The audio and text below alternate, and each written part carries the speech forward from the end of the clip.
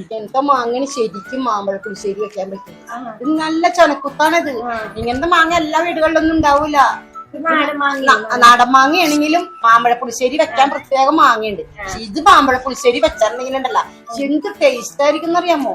ഞങ്ങളൊക്കെ സ്കൂളിലൊക്കെ പഠിക്കാൻ പോകുമ്പോ ഇതേപോലെയുള്ള മാവിന്റെ ചോട്ടിക്കൂടിയാണ് പോണത്. അപ്പൊ ഞങ്ങളൊക്കെ പെറക്കെടുത്ത് തിന്നും. എന്നിട്ട് അപ്പുറത്തെ പൈപ്പിൽ കണ്ടിട്ട് ആ അയ്യും കഴുകിക്കൊണ്ട് സ്കൂളിലേക്ക് പോകും. കിട്ടണാണെങ്കിൽ ബാഗിലും പെറക്കിട്ട് കൊണ്ട് വരും.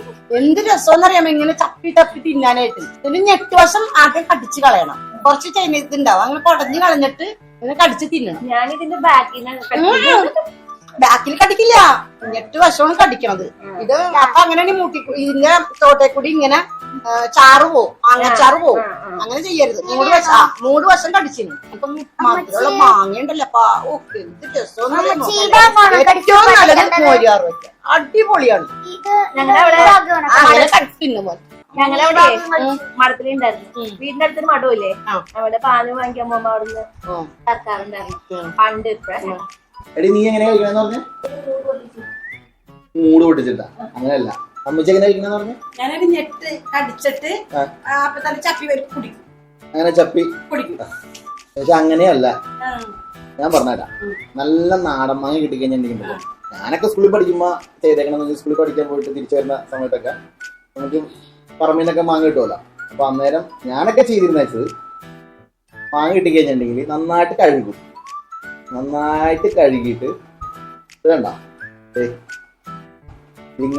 ഇങ്ങനെ കാണിച്ചാണ്ട് ഉടയ്ക്കും.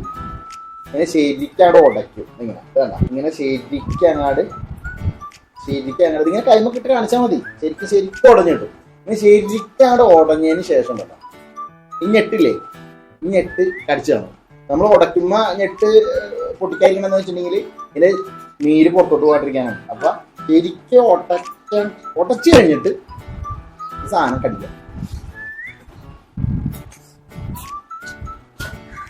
ഞെട്ടാൻ തുപ്പിക്കളയാം കണ്ട. അപ്പൊ ഇതില് നല്ല ജ്യൂസ് പോലെ സാധനം ഉണ്ടാവും. എന്നിട്ട് വായിലോട്ടങ്ങ് വെച്ചിട്ട്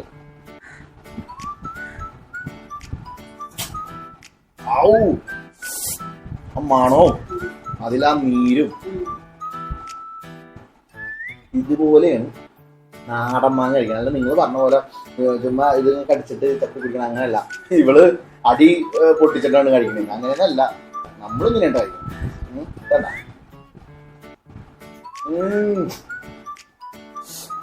ഗൈസ്, അപ്പൊ നമ്മുടെ നാട്ടിലെ ഈ സാധനത്തിന് ചപ്പിക്കുടിയൻ മാങ്ങ എന്നാണ് പറയുന്നത്. അപ്പൊ നിങ്ങളുടെയൊക്കെ നാട്ടിൽ ഈ മാങ്ങ നാടൻ മാങ്ങ തന്നെ ആയിരിക്കുമല്ലോ. നാടൻ മാങ്ങ, ചപ്പിക്കുടിയൻ മാങ്ങ എന്നൊക്കെയാണ് പറയണത്.